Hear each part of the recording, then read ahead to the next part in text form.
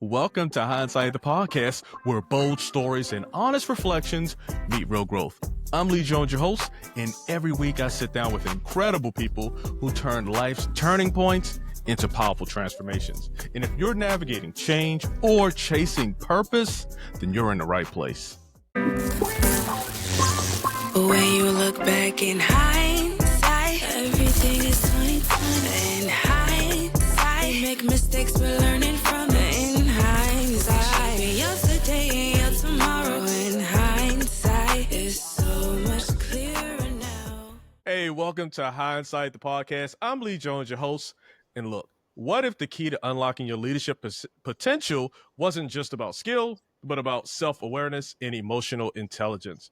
Today, I'm sitting down with Yosi Kossowski, a seasoned executive coach with over 18 years of experience guiding leaders through complexities of personal growth, communication, and high-performing team dynamics. And with a background in executive leadership, including roles as Chief Technical Officer, go on now, Senior Director of Talent Management, Yosi brings a wealth of knowledge on navigating interpersonal challenges, cultural diversity, and resilience in leadership. This is a long intro. This episode hopefully will be packed with actionable strategies to help you lead with confidence, navigate difficult conversations, and cultivate a mindset for growth. Good morning, Yosi. How you doing? I'm good. How are you doing, Lee, on this Easter Sunday? Hey, I am doing well, my friend. I am doing pretty good. Thank you so much. Thank you so much. Hey, where are you calling in from? New York? Oh, yeah. So you're into the day. So I really appreciate you taking time out of this holiday to sit down and talk with little old Lee Jones. Hey, really happy to be here.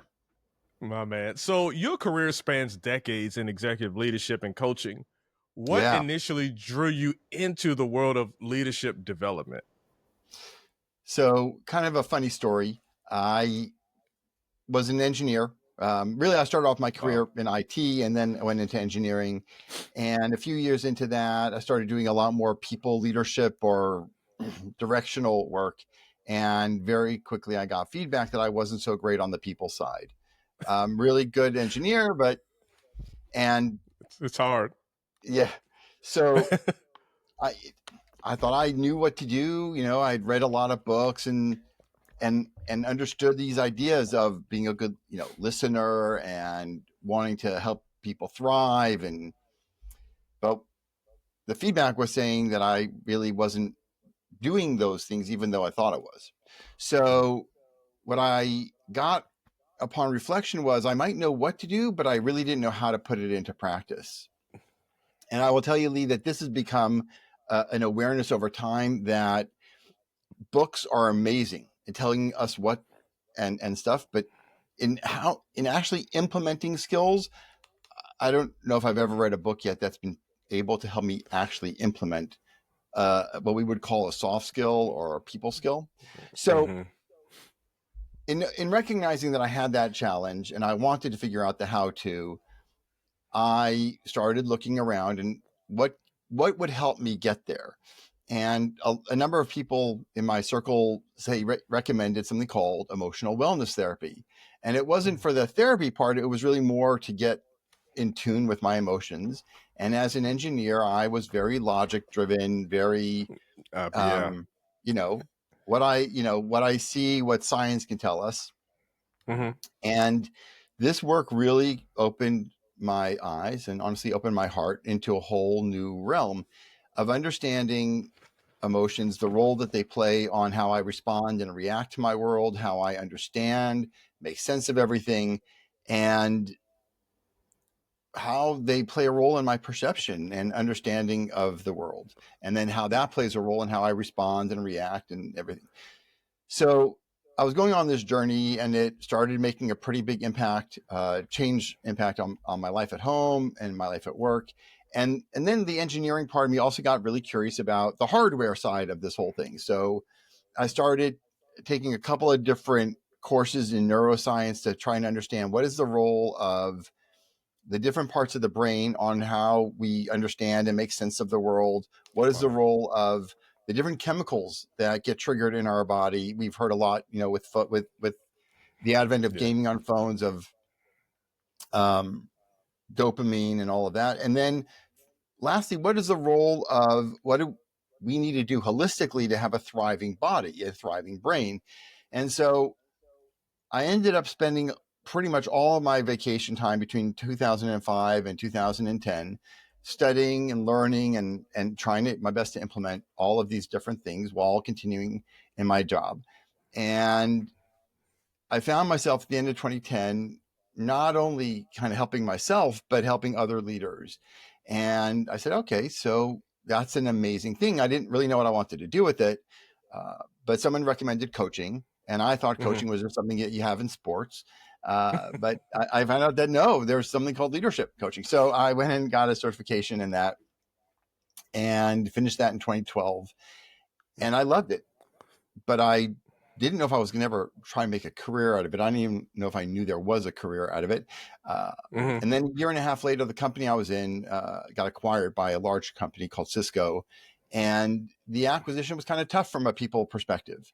So in short order, about 2 months in, I went and offered the leaders who were at my physical site some coaching. And a whole bunch of them took me up on this idea. And then within about 2 months, they came back and their teams came back and said, this has been an amazing improvement. So I started doing work with the individual contributors at the site, helping them make this like emotional transition into the new company. And very quickly, HR came and said, can you do this to all of the acquisition sites? And so I said goodbye to computer engineering and hello to human engineering, as I thought of it at the time, and started traveling beyond just the US into Mexico and Canada, England, France, Germany, Amsterdam, Israel, a couple places in India, Hong Kong, Malaysia, Singapore, and started, as I spent a lot of time in these cultures, started to put together the understanding that culture has a real impact on it does.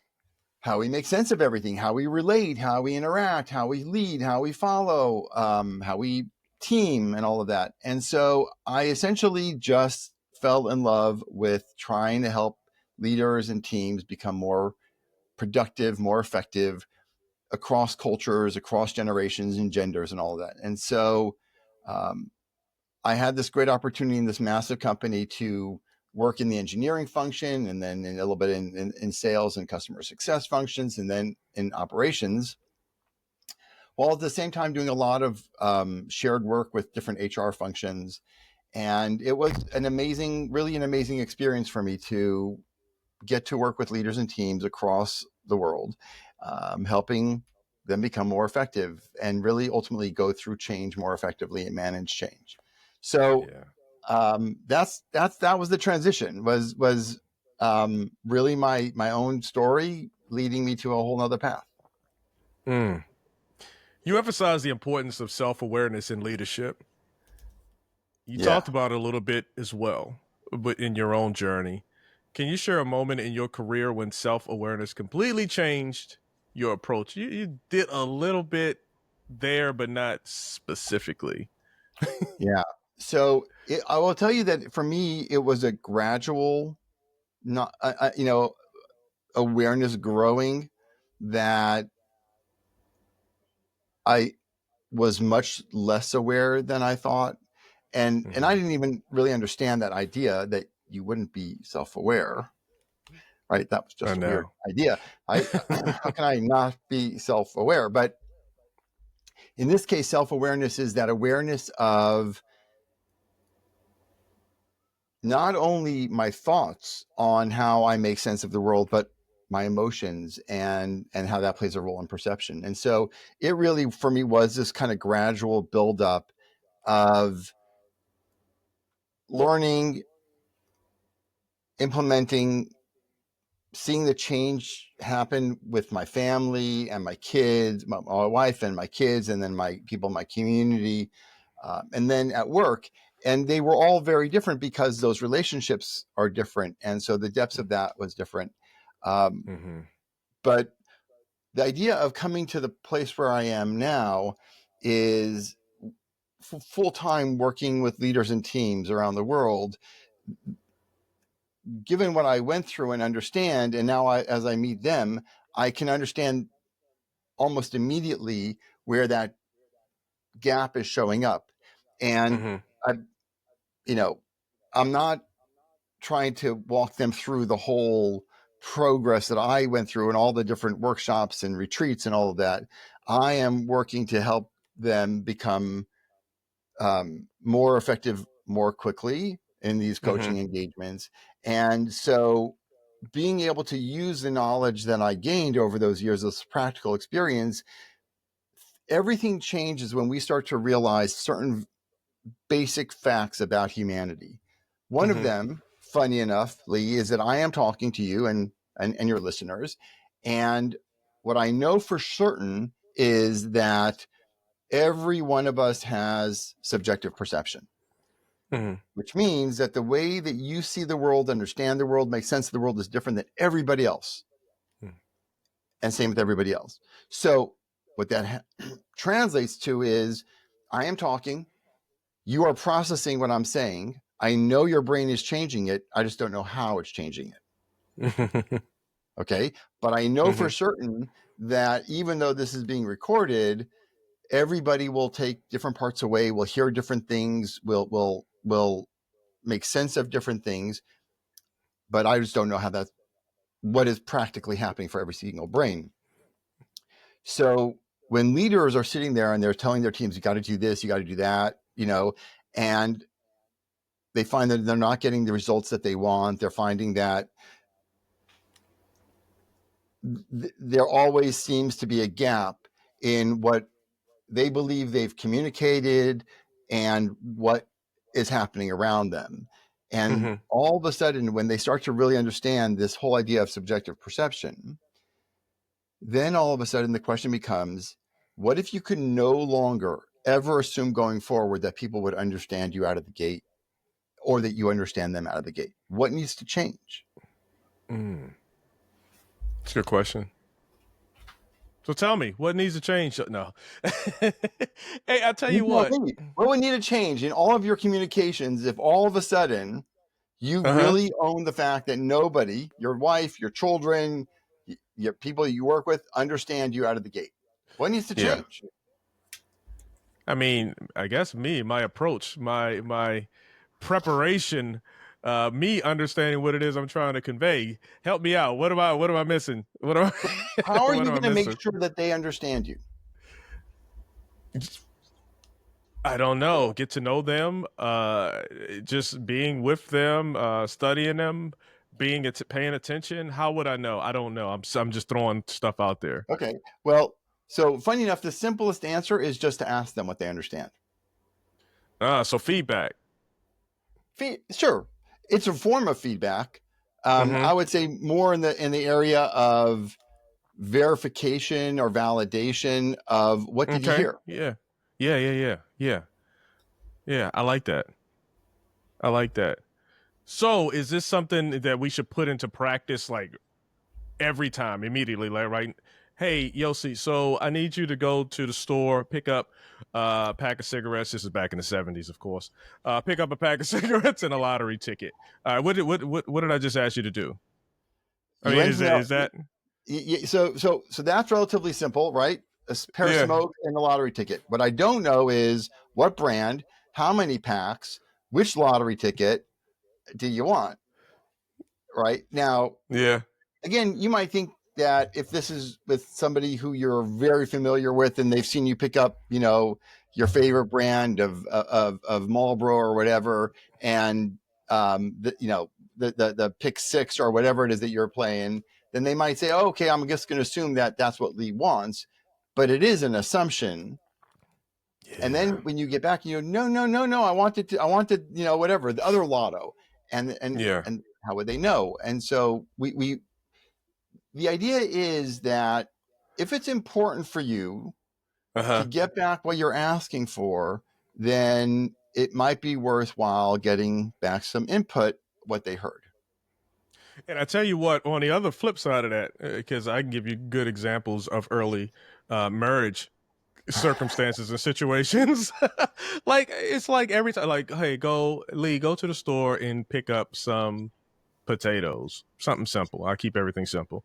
Get some potatoes. I'll come back. Oh, those are the wrong potatoes.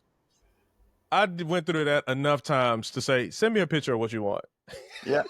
Send me an exact picture of exactly what it is that you want, because to your point, I'm visualizing something totally different. I go in there and I'm like, all right, well, these potatoes are on sale.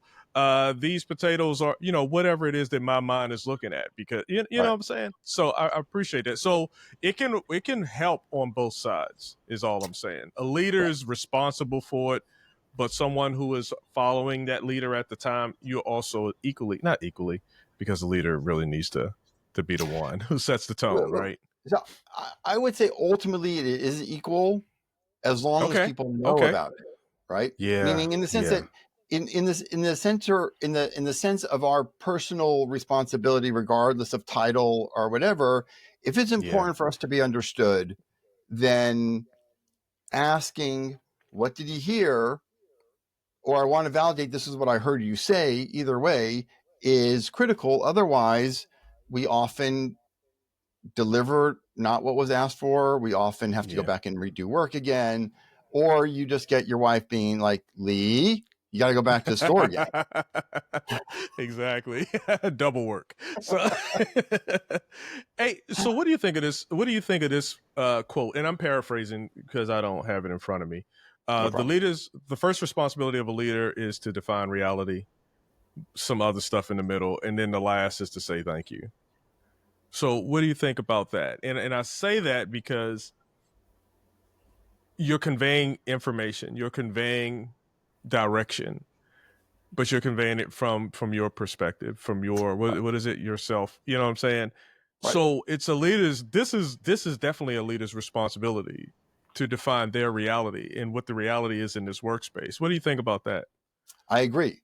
And so I would call that expectation setting versus the reality. And that, by the way, is another part of the challenge, which is that we are so comfortable using words that we think are common and super understood and obvious that we don't feel they need to be defined.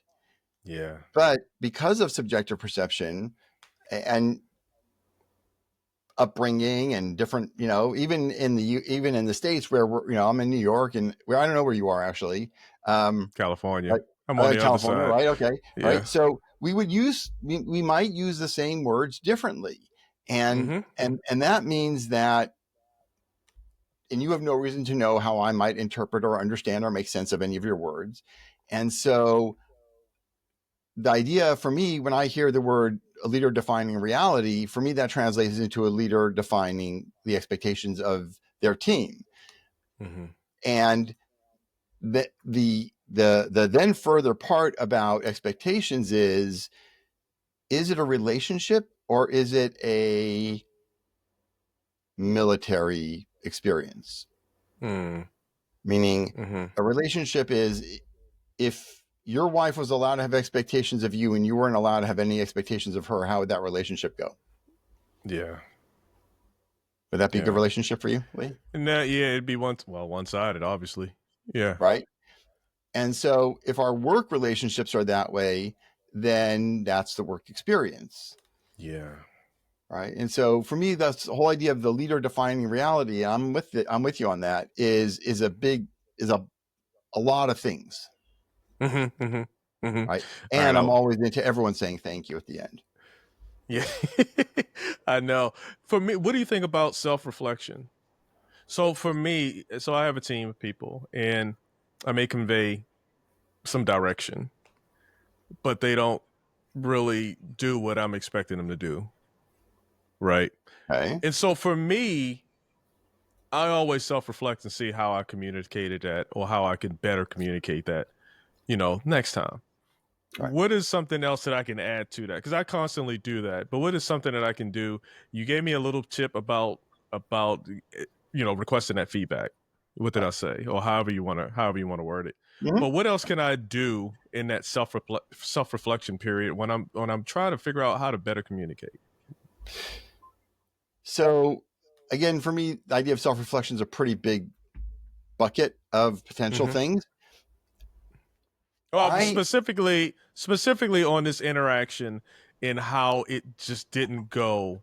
I didn't convey the information, because I can always say, "Hey, you did that wrong," Right. but I'm the leader, so I need to figure out why did they do that wrong. Maybe I didn't convey the information correctly. Maybe I did convey the information correctly, right? So that's what I'm talking about in that So for me, self-reflection. this idea comes back to what this idea of validating and confirming understanding. Yeah. And to me, the first point of failure in communication is the communicator. If I am Mm-hmm. saying something and I am not checking what you heard, and by the way, to be specific, checking what you heard doesn't mean I say at the end, Lee, any questions? All right. A yes or no response doesn't tell me anything. It is literally, Lee, tell me what your understanding is, what your takeaways are, what are the actions you plan on taking and by when.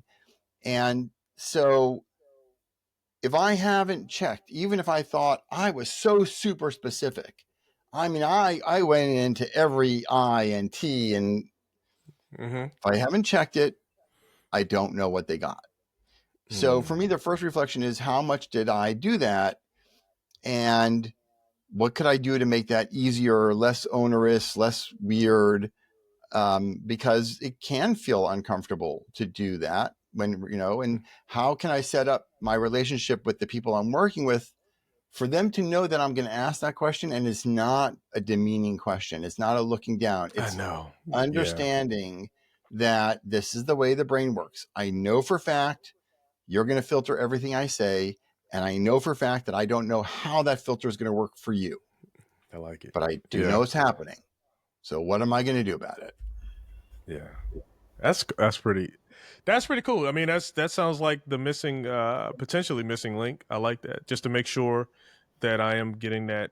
And I'm using the word feedback because that's the word Right. that I'm Yeah, choosing to good. use. I know. Yeah. So anyway, you integrate neuroscience into your coaching.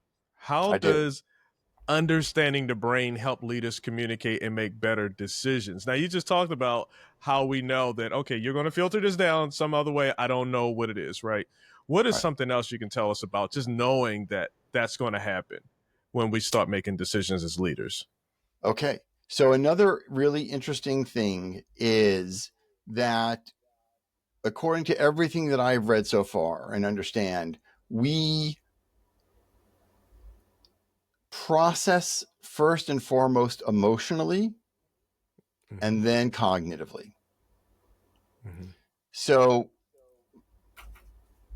what becomes kind of challenging is that the way that the brain is designed is our senses feed into our brain stem, which is, let's call it the first part of our brain. If we look at it like kind of like a pancake, Mm-hmm. and the brain stem, at the top of the brain stem, is what some people call our lizard brain or our initial brain, and that controls autonomic functioning, blinking and breathing and things like that.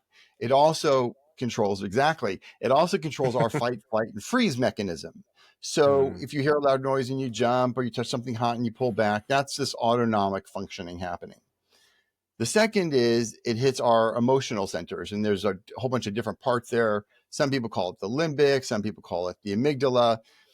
Either way, that's where the emotions are triggered and are happening. And then from there, the messaging goes to our cortex and ultimately to prefrontal, which is where our executive thinking, sense making, logic happens. So everything that it gets into our logic center has been wrapped in emotion. And when we go to act, the reverse is also happening. We're thinking what we should do, and then there's this emotional pull, and then we go to act. And people, I thought in my scientific logical mind that my logic would always win over emotion, and I didn't really think that I had to pay attention. But in reality, emotion is a massive, massive part of how I respond, how I react, what I'm understanding, and all of that. And so what we tend to try to do is make believe the emotions should not have a role in our workplace, in how we're responding, how we're reacting, how we're doing things. But it's gonna, and there's no choice around it. It's just physiological, the way we're built. And so having leaders understand that and learn how to understand this process and how to take that into account in our interactions can also quite change the way a team operates and functions. I'll tell you what, that resonated as soon as you said something, because, all right, so my team deals with a lot of customers in a sense. So I'll just keep it simple. Right. They deal with customers, and sometimes you get challenging emails, a little upsetting. And I try to tell them, and you've enlightened me just now. I tell them, try to take the emotion out of it and just see the core message, right? So I guess that's not the right message. Maybe I should say, don't let your emotions win over. Feel how you feel. But yeah, give me some more insight, because this is interesting. Here's to me the big exercise on this side, which is, okay, what if you made no assumptions? What if you made no assumptions in what you're reading, in what you're hearing, or whatever? What would change if in every interaction, written, spoken, whatever, you could only operate on I 100% know for fact what the other person is thinking, intending, meaning, or I don't know at all? The idea, well, I kind of know, I kind of have a sense, I kind of think I know. None of that, if none of that was possible, either you knew 100%, somehow you was able to get enough data, or you said, what if I don't know at all? What would change in every interaction, again, if you took away the ability to assume understanding, meaning, intent? What would change? Well, I guess you would just see the message. Maybe you see the ask, you see the request, you see what it is, instead of assuming someone feels this way based off of the word choices. And so they're mad, or, whatever. You take out, like you say, you take out the assumptions, and maybe in that point you would just see the message. I think you have a much better chance. Yeah. It's not that you get to take away the emotion. Emotion's emotion. It's I don't think that that's where our challenge comes in these interactions. It's that we put a story. You put a story with the emotion. If you had, say, you and I, we talked earlier and we had a bad interaction, right? For whatever reason. Right. And so now I'm not willing. Well, I'm not going to say willing, because I'd be willing, but I'd be a little standoffish. Or I'd like, this customer is just going to complain. Yosi's just going to complain again. He's always complaining, blah, blah, blah. Right. So maybe is that the story? So he's calling to complain again. So I don't know what, then your mind does what it does. Right. And therefore you only listen to validate that I'm going to complain again. And so even if I was saying, Leah, I'm really calling to say you guys did an awesome job. You're like, why are you complaining again? Yeah. Here it comes. No, you're doing an awesome job, but right. I got you. I got it. Yeah. That's interesting. I learned, I remember, this is when I learned this lesson. Can I share with you really quick? Yeah, please, man. I was in the Army for a few years, for 20 years. And, just a few. Okay. I had this leader, and he was disrespectful in his tone. Okay. But he gave some direction, what I felt was disrespectfully. And so I emotionally responded. Right. And when I walked away, I was like, you know what? I am about to get in trouble, because that's how the Army is, right? It doesn't matter what they say. They can cuss you out and do all these things. You really got to comply with whatever it is. But I didn't. But I didn't get in trouble. But what I did do is, because I was just looking, I was looking at that situation and how I handled it horribly. From that point, I started saying, you know what, let me try to hear the message. Let me take, and this is why I said that earlier to other people, try to take the emotion out of it. But now I know that we can't take the emotion out of it. And truly what I'm doing is I have the emotion. I know that I'm emotional. And then I got to make my decisions based off of that. Okay, I got to separate the emotion from what it is that's being said. Right. I do this process because I had an experience. Right. But I don't know if everyone else does that. I don't know either.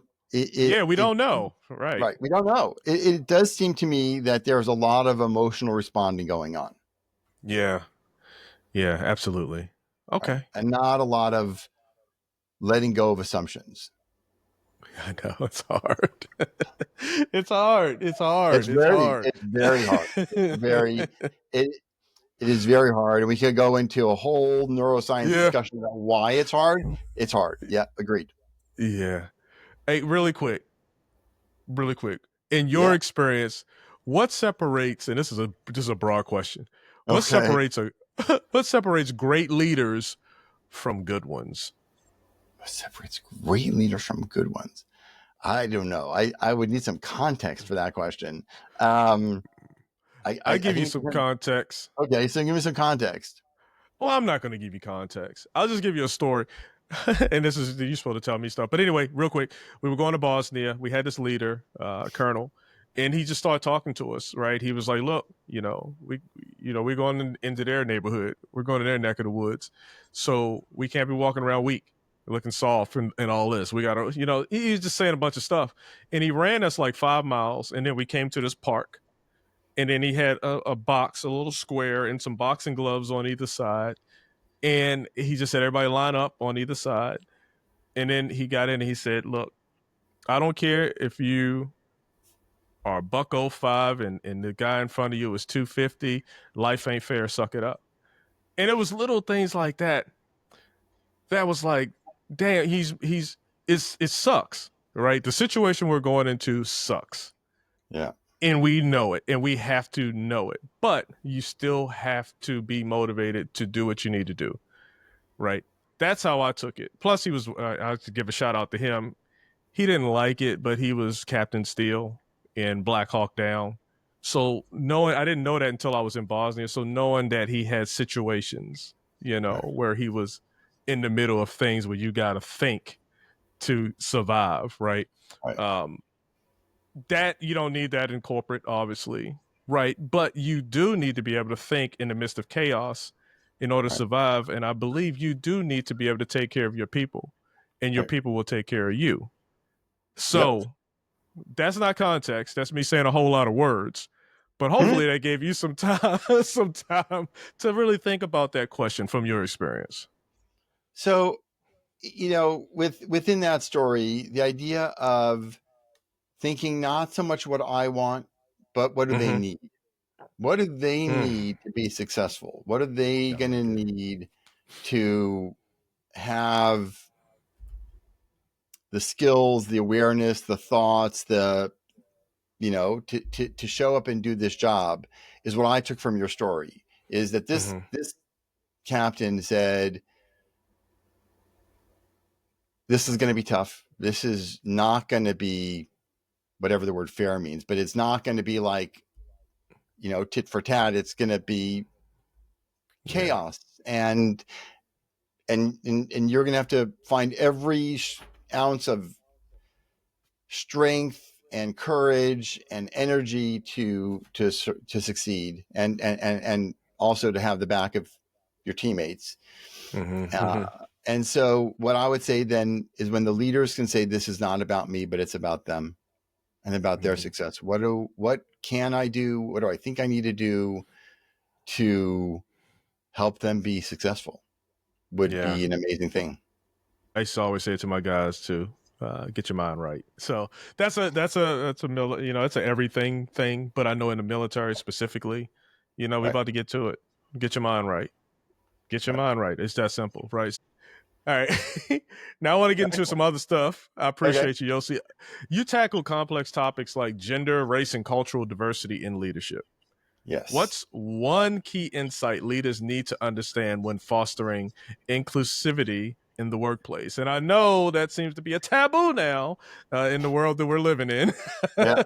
But from your perspective, if you choose to speak on it, what's something that leaders should know? So I think that the word bias has gotten a bad rap. For me, from my understanding about the brain, bias really kind of comes into two simple buckets: what I am comfortable with and or what I prefer. So, Lee, what's your favorite ice cream flavor? What do you call it? It's not even ice cream. It's like sherbet. I like sherbet. So you have a certain flavor of sherbet that you like? Rainbow. Rainbow? Okay. So I'll just say orange, but I like all of them together. So. You like all of them together? Okay. Yeah. And do you have a flavor of ice cream or sherbet you absolutely don't like? I haven't tasted it yet. I'm sure I do. Okay. Usually, go ahead. No, go for it. Let's just say lime, just for this argument. I don't like lime sherbet. Okay, you don't like lime. So you have a bias for rainbow flavor and you have a bias against lime flavor. Yeah. It's not a bad thing. It's just a preference thing. All right. And another example is what we're comfortable with, what we've gotten used to, what we consider, in a weird word, normal for us. So the thing that I tell leaders is bias is not a good or a bad thing. It's an ingrained, built-in thing in everybody's head. This part of that filter system that's in our perception is going to drive our biases. So never assume that you're going to be free of it. You're not going to ever be free of it. Yeah. You're never going to be free of biases, of essentially having an emotional desire for things you're familiar with and or prefer, and having an emotional push from things that are not comfortable or not your preferences. So if you can own that and recognize that, then you can go into the next stage, which is if I'm interacting with somebody and I'm recognizing that there's a discomfort, there's a push away, then I can do that self-reflection thing you talked about. But if I'm not going to be aware, and this comes back to the whole self-awareness piece, if I'm not going to tune into that, then I'm not going to be aware that I'm having a resistance or a discomfort or a push away. And then I'm not going to question it. And then I'm just going to act on it. Yeah. Okay. All right. As leaders, we got to do the work. You got to do the work. I like this. Self-awareness, man. Self-awareness. Hey, what's a common mindset block that you see in leaders that prevents them from reaching their full potential, and really how can they overcome it? I'm all over the place. I know. I think that there's a couple of different ones I run into a lot. One is I'll figure it out on my own. And, we don't know what we don't know. How are we going to figure it out on our own? So having people to talk to, it doesn't have to be a coach. It doesn't have to be a therapist. It could be a coworker, a buddy, a partner. But you're not going to know what you don't know. Meaning it's just one of our blind sides. So that's the one is figuring, I'm going to figure it out. That's a big trip up one. The other one is to steal the line of a book that what got me here will get me there. And the book says, well, the title of the book, it's by this guy, Marshall Goldsmith, what got you here won't get you there. And I find that to be very, very true, that the skills that got you to level A are not necessarily going to be the skills or the techniques or practices that get you to level B. And the last one is never assume that people understand you. I like that. Okay. That last one really hits. All right. You know what I mean? It really hits. Okay. All right. I learned a lot. Okay. So here's the thing. Yeah. I asked a few questions. Okay. But I don't know if I asked a question that you really wanted to answer. So is there a question that I didn't ask that you wish I had? And then answer it. So the question that maybe I wish you had asked is, can we make the world a better place? Oh, oh.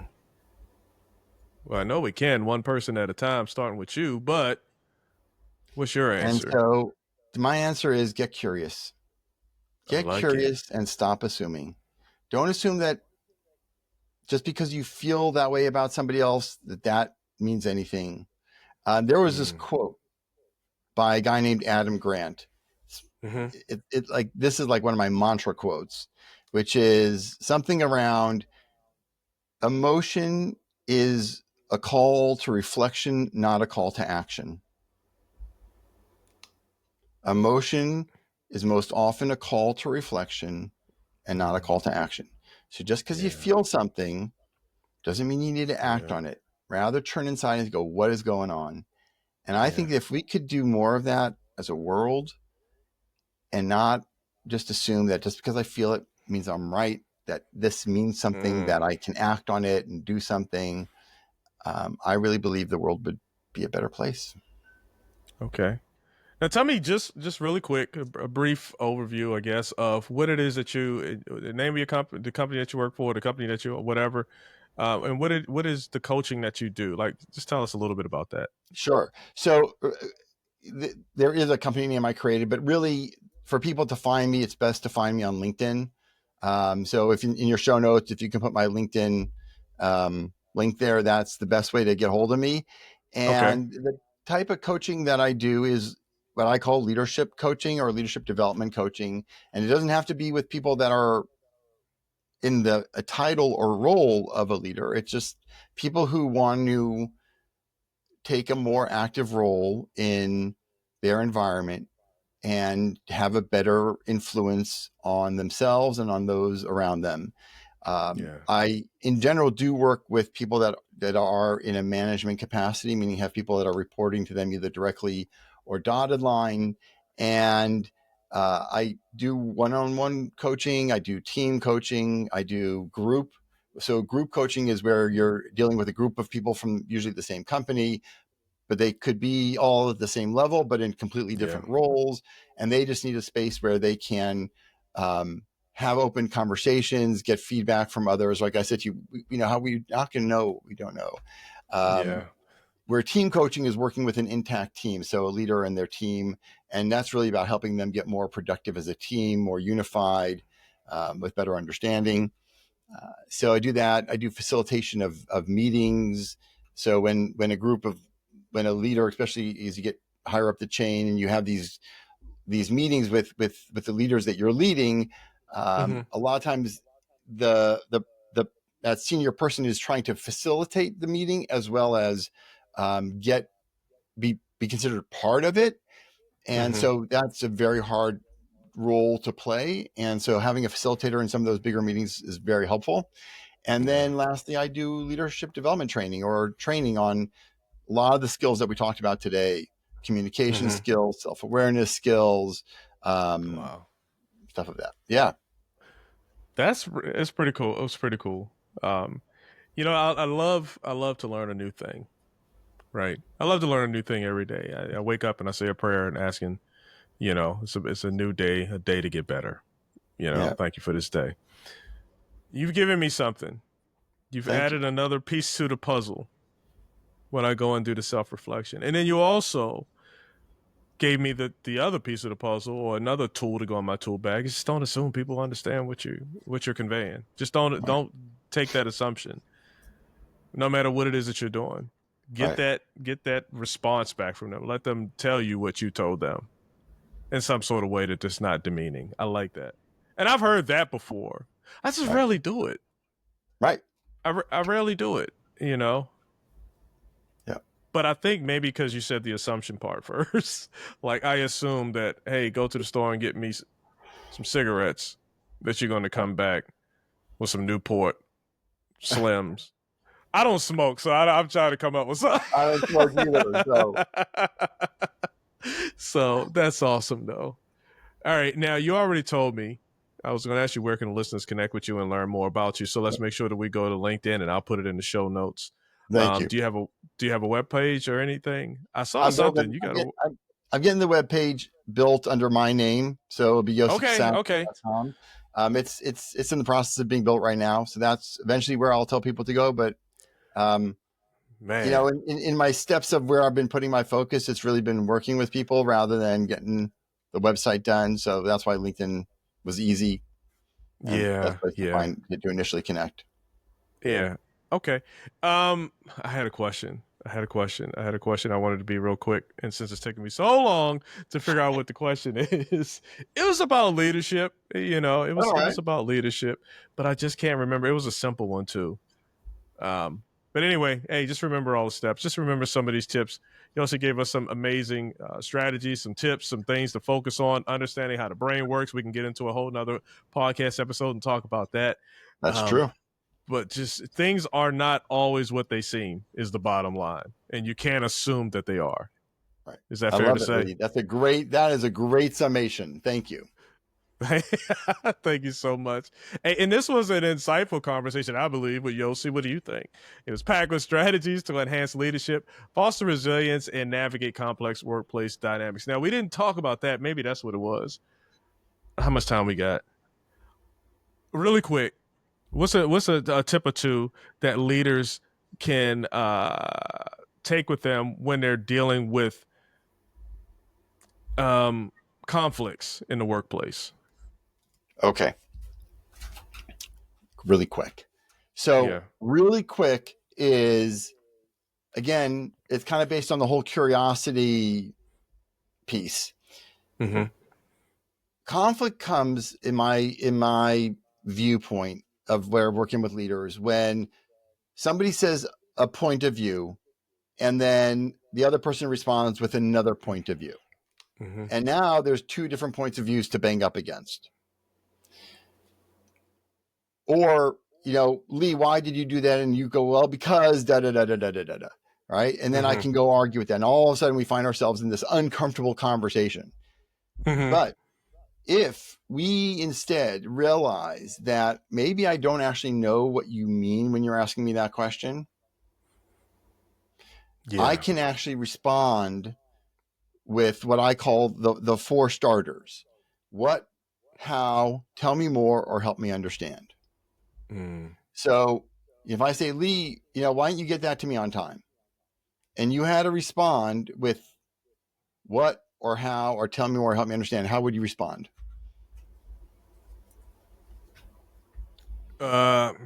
What? How? Help me to understand. I don't know. How would I? I really think about it. So I came to you and I'm like, Lee, why don't you get that doc into me on time when you said you were going to get it? Oh, because my assumption was that it wasn't that important. I had some other stuff that you gave me that I prioritized. I thought that was a higher priority. So something like that. I don't know. Right. So what you did was you answered with your defense mechanism. And now I can say, but Lee, that's not good. Right. So now we can get into conflict. But if you answer, if you thought, okay, I have to answer this guy starting with the word what or how, or tell me more or help me understand, what would you come up with? Yeah. Hey, Yosi, my bad on this one. I ran into, I don't know. So you could say, why wow, I didn't understand what you wanted from me. Can you help me explain it again? I like that. Okay, I got you. So essentially, I got you. You don't go into defense and you don't go into excuses because that usually, right? It's more about, sure, I can apologize or I can say, and then help me understand. Maybe I didn't understand. Like, it doesn't really have to be one of those four starters. It's just the idea that if we could figure out a way to respond in a question format, then we're not putting up a point of view to get hit against. Curiosity. I like it. All right. Okay. Thank you for putting me on the spot. You're so welcome, Lee. Putting me on the spot, Yosi. But anyway, I know, right? Thank you. Thank you for sharing your wisdom and experiences with us today. Look, if you enjoyed this episode, be sure to subscribe to Hindsight the Podcast on YouTube, Spotify, or your favorite podcast platform. And if something resonated with you, share it with someone. And until next time, keep growing, keep learning, and then be more. Thank you so much. I'll see you next time. Hey, thanks for joining me here on Hindsight the Podcast. I'm your host, Lee Jones. I hope you enjoyed this episode. I know I did. And while I have you here, why don't you take your mouse, go over and click on that subscribe button. No, not right there. Over to the right. Down, right there. Boom. Thank you. Now, thank you for subscribing to Hindsight the Podcast. I'm your host, Lee Jones.